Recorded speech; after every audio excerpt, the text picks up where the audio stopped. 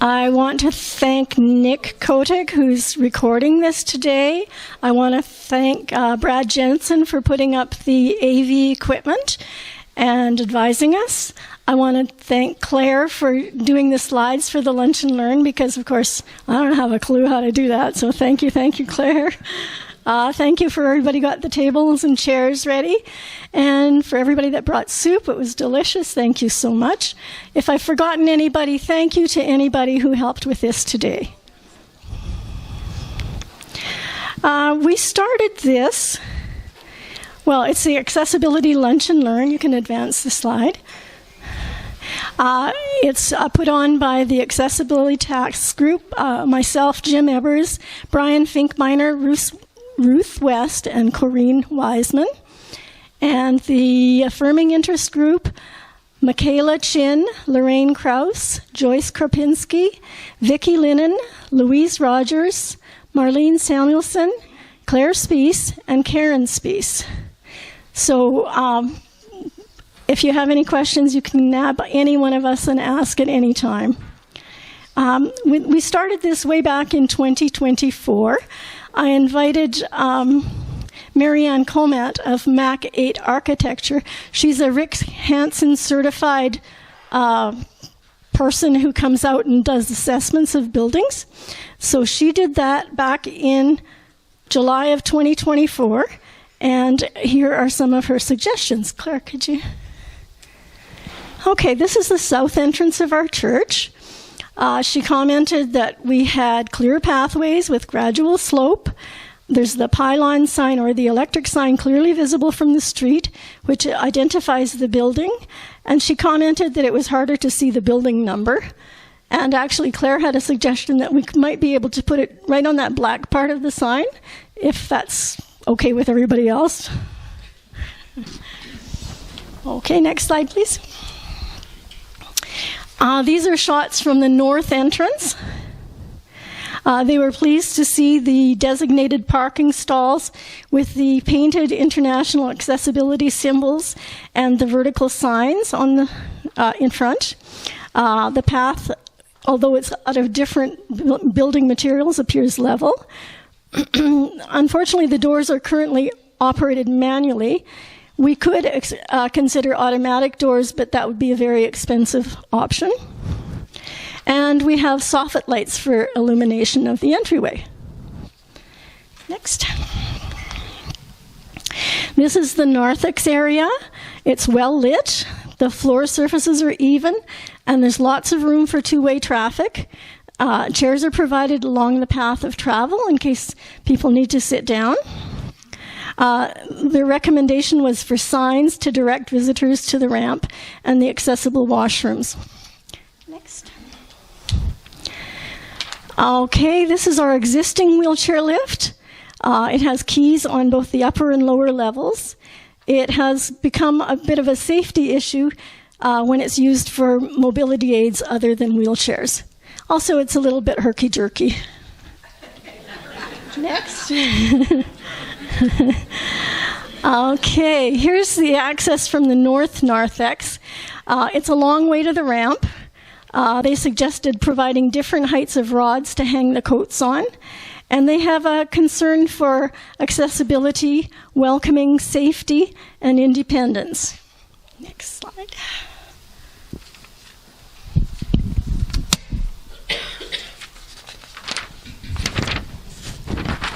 This is the existing main floor washroom. They recommended replacing the doorknob with a lever-style handle. They suggested an automatic door. They suggested an emergency call button and a visual fire alarm. And they suggested insulation for the under-counter plumbing pipes in case a person was in a wheelchair and their knees came in contact, they might be hot. Okay, next.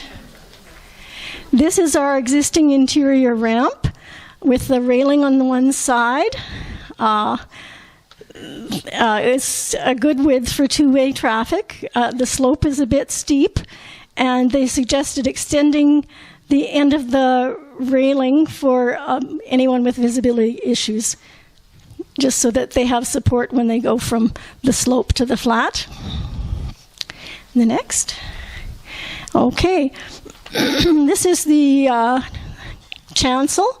There are 3 steps to the chancel. They suggested an enclosed platform lift. The choir loft. Can we have that one? It needs either a ramp or a lift for accessibility.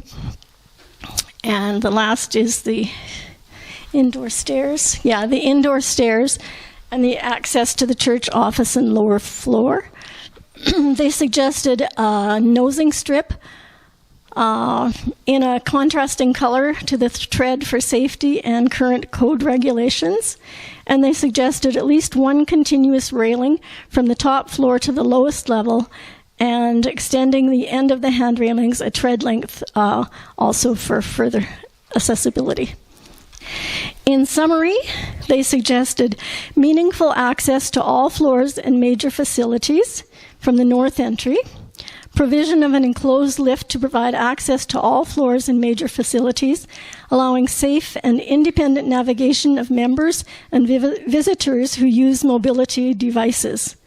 They want us to address the safety and emergency evacuation procedures for individuals with mobility issues, it should have been, in the event of confinement in the sanctuary and lower floors. And they would like a provision of a ramp or limited use lift from the sanctuary to the choir loft. Okay, so Ruth and I provided the signs. So we have some signs that show people the way to the ramp and the lift to the lower floor. This is right at the end of the... when you come in the north entrance and you turn to your right, it's on the wall in front of you. They suggested the lever handle on the washroom door, and that was provided by Lauren. Thank you very much, Lauren, wherever you are. Oh, it was Arnie? I'm sorry. Thank you, Arnie. And they asked for the installation of another railing on the other side of the existing ramp, and that was done, oh, please tell me I got this right, by Dale Soiree, Arnie Gibson, and Lauren Nickel. Have I got that right? Okay. The papers that you received were asking people to list their top 3 priorities for accessibility, and we can either collect them at the end of this presentation today, or you can bring them to church next Sunday and leave them with one of us. So we met with representatives from Ecomedical, Uppercut Elevators and Lifts, and Severia here in the church. And then we went on location and looked at a Savario lift that was at Le Marchand Mansion. And next slide. An Uppercut lift, and that was in a medical office in the West End, and I didn't go to that one, so does anybody want to give details about that one? Okay, well, maybe later. Okay, so then we met on September 8th of this year, and Brian emailed both companies for further questions and updated quotes. We got our updated quote, September 29th, 2025. And quite a while before this, Hazel had met with me to help me figure out sources of funding. And so we applied for the United Church Seeds of Hope grant with Sandra Hodgson and Kathy Jackson assisting. That was on October 2nd. And then we applied for the County Community Funding Grant October 7th, and the County Clothesline Foundation, and we had to have signatures from Mary Card and Kathy Jackson for that one, and we submitted that one on October 14th. And I still have a few more to do. All in, if we replace the existing wheelchair lift, it's about $40,000.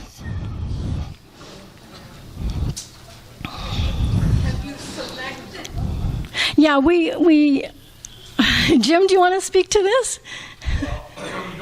Come on up. Well, there are just a few more questions we have not got definitive answers for. We looked at between the two of them that we looked at, one of them was battery operated and one was direct voltage operated. The battery operated one, they won't give us a definite number of trips they can make per hour or per day.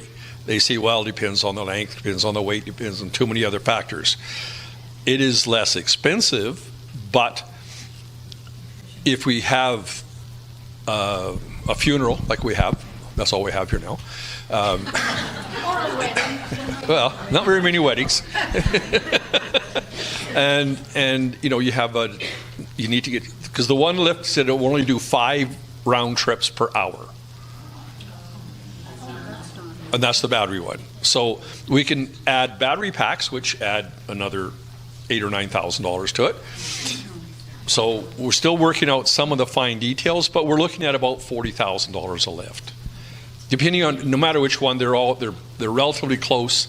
Haven't started really negotiating yet, but that's kind of the budget numbers that we're working on.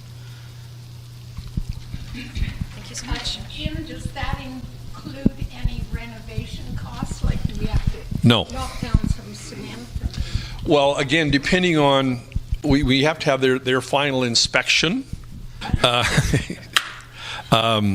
We have to have the people that are going to put it in have to come and do a final review, and then they'll tell us exactly what we need to do. We will, if we do the one with the direct voltage, we have to run 220 volt there, but we need an electrician in first to see what that's going to take. That might be just doubling up on a breaker, and we can use the existing conduit and everything else. If we can't, we got to run new conduit, and it could balloon into another $5,000 or $6,000 or $7,000 for whatever renovations and modifications we've got to make. Because once we put a new one in, we also have to now get a new inspection, and the new inspection has different lighting requirements and different things as well. So right now we're grandfathered in, but if we change something, now we've got to meet the new regulations, which are a lot different than what we're operating under. Okay? How much a lift would cost compared to the, a lift elevator type lift? An elevator type. I'm sorry, pretty close to double. Close to double, he says. Any other questions? Yes, Wayne. I find it very interesting that we're talking about the lift. If I handicap, how do I get in the damn door? We have to start there as well. We looked at sliding doors, like automatic doors, and they are hellish expensive. I appreciate that, but I can't get in the building. Use the lift. We discussed it as a task group, and we thought that for the most part, for funerals and church services, there's always somebody around that can hold the doors and assist as needed. Okay. Any other questions? Yes, Sandra. I just have a quick comment. I sat down with Dell to do some of the a very small amount of work on the grant applications. This woman put in a ton of hours, and hopefully we can actually get grant funding for at least half, thanks to her. Thanks, Cal. Yeah, you're welcome. Okay, thank you. I'll pass the mic on to Claire. Yeah. I just want to add that so far up to date, Chair Yoga has donated $10,000 towards the lift, so that helps with the money. Chair Yoga has donated $10,000 towards the lift. Okay, thank you. Joyce? Have you priced out automatic door openers? We haven't had people, I'm sorry. We haven't had people come to do estimates. My husband Brian has warehouses, and he's, priced them out for that kind of application, and they were extremely expensive. Do we know what range? Sliding door, like what you would see in a retail environment, starts at about $25,000. We should get a couple. Yes, Barb. One of the things that they have at a few of the golf courses is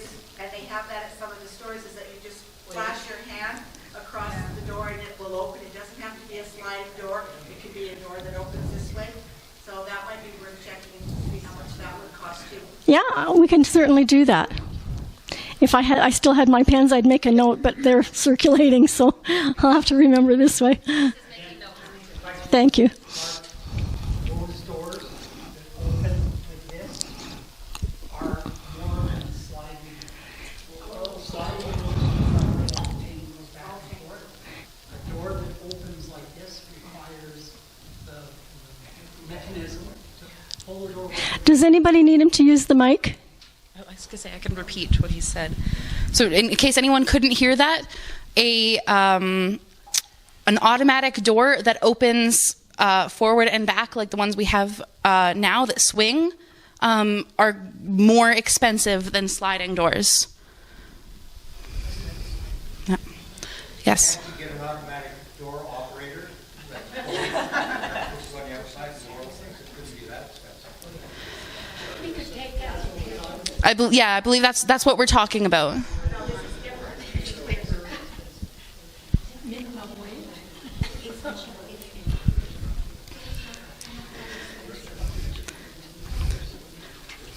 I would say the one thing we have to do is whatever we choose for the door part, make sure it's winter friendly. That too. Yeah, there's lots of considerations. Okay. Any other questions for Dell's overview of this report? Wonderful. So thank you to Dell. And now, why is accessibility, what we've been talking about, related to affirming? Why is this a co-hosted presentation between the Accessibility Task Group and the Affirming Ministry Interest Group? So to answer that question, let's take a look at our church's affirming statement. This line of text is in the back of our bulletin every week, and it reads, "We welcome people of all racial and ethnic groups, socioeconomic backgrounds, genders, gender expressions, sexual orientations, and abilities." Now, the affirming team has done a lot of work around the 2S LGBTQIA+ issues of gender, gender expression, and sexual orientation, but those are not the only things in our mandate. So now we are putting in the effort to broaden our focus and talk about the abilities portion. This is the Disability Pride flag. It was first unveiled to our congregation at our Affirming Anniversary celebration earlier this year on April 6th. It was an earlier version. This is the new updated version. Just a moment. But so despite being colorful and having the word pride in its name, this flag is not specific to 2S LGBTQIA+.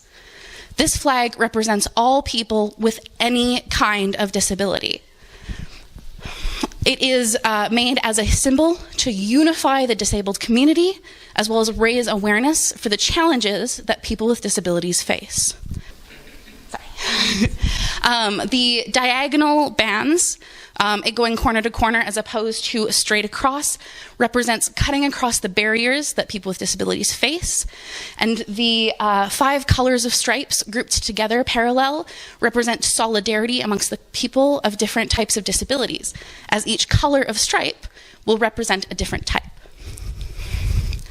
Green is for sensory disabilities, anything that affects our senses. This can include deafness and hearing loss, blindness, sensory processing disorders, anything that messes with our sense of smell or touch or taste, anything like that. Yeah.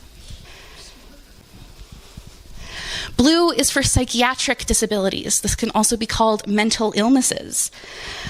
This can include depression and other mood disorders, anxiety, eating disorders, PTSD, schizophrenia, and many more.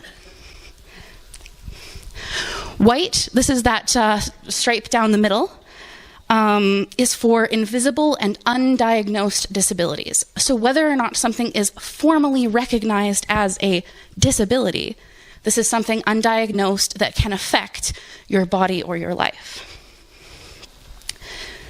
Next is gold for cognitive disabilities. Some examples can be Down syndrome, autism, Alzheimer's, Parkinson's, other neurodivergencies that affect our brain function. And a lot of these cognitive disabilities can also be linked to physical disabilities, represented by red. Many of you might experience arthritis in your hands, joints that need replacing. Some might even know people with incapacitated or missing limbs. Physical disabilities are anything that affect your mobility, your dexterity, your stamina, etc.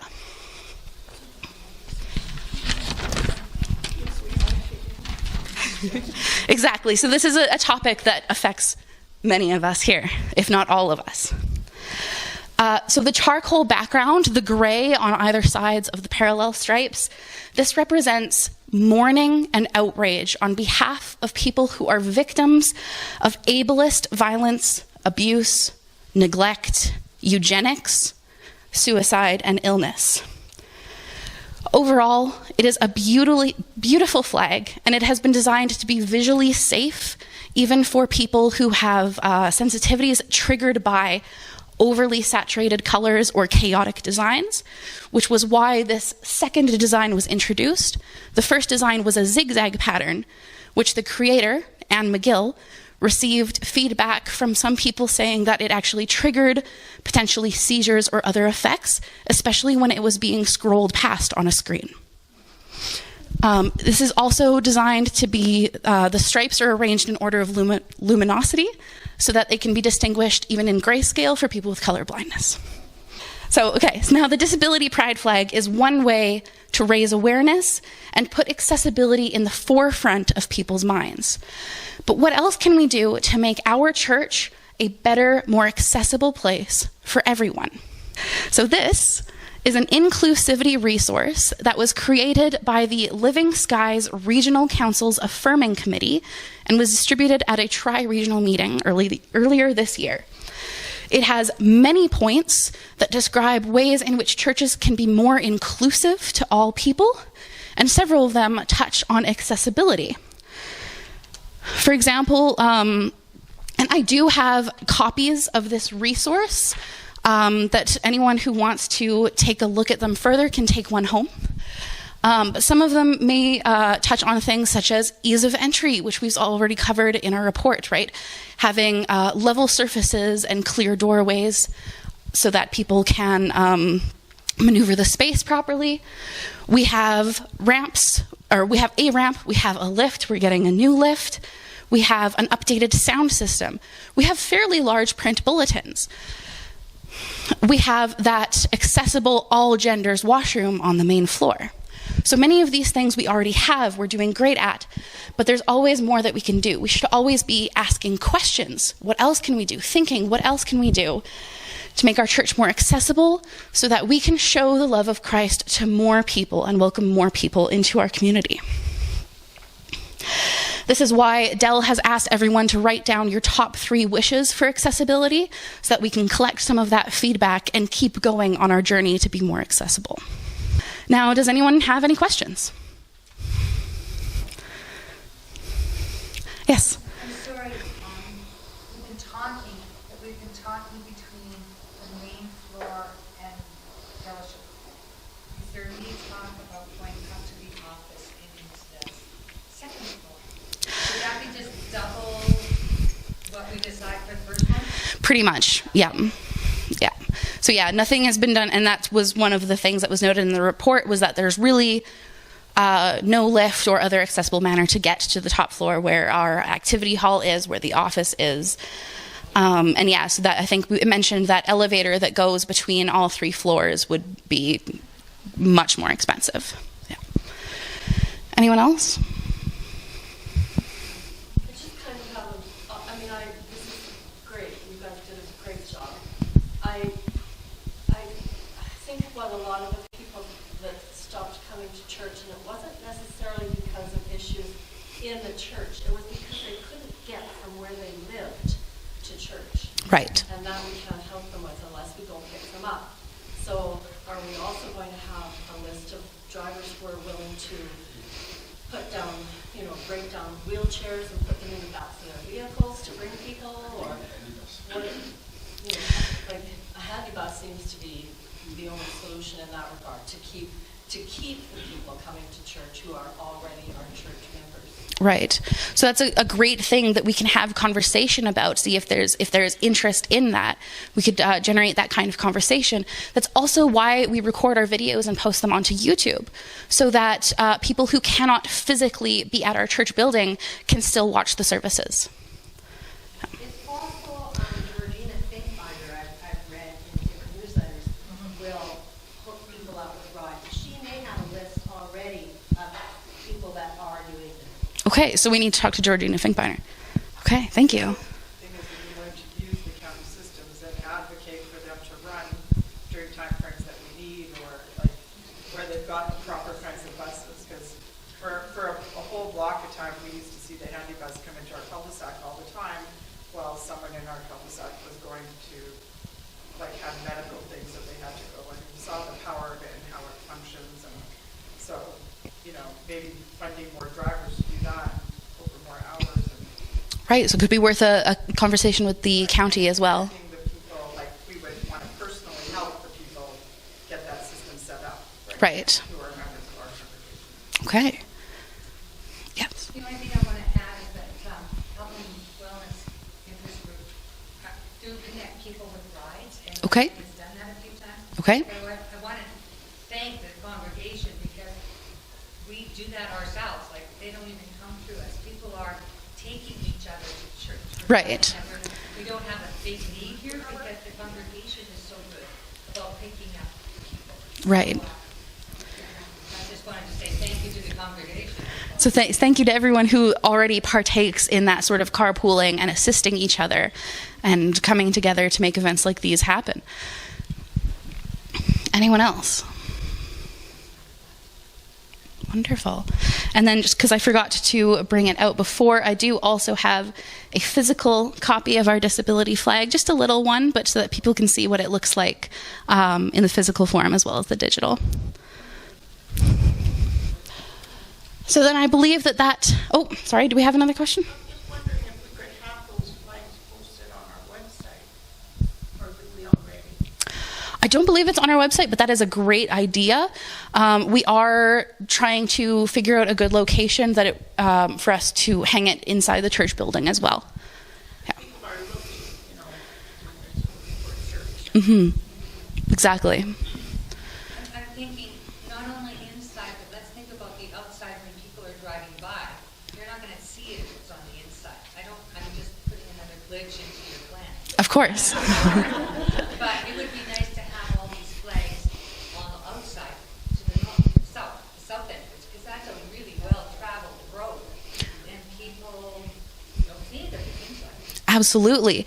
I have heard in relation to that comment before that maybe we should hold off on hanging the flag to be visible to the outside until such time as our church is more accessible on the inside, so that we can be practicing what we're preaching.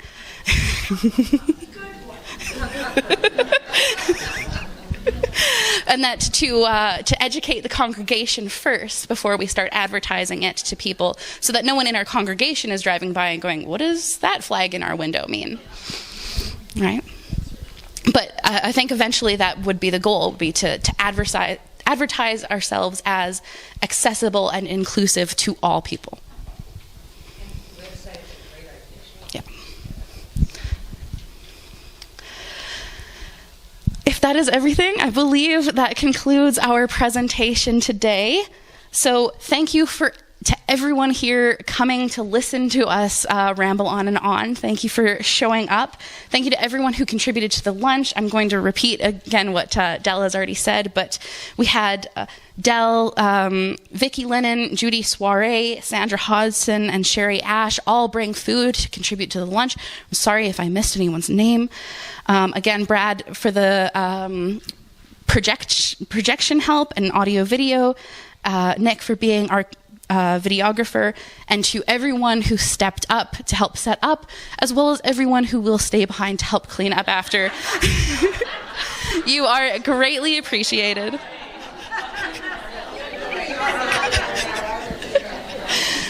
Events like these truly are a product of a community that comes together to make something wonderful happen. So thank you all for being part of our wonderful church community.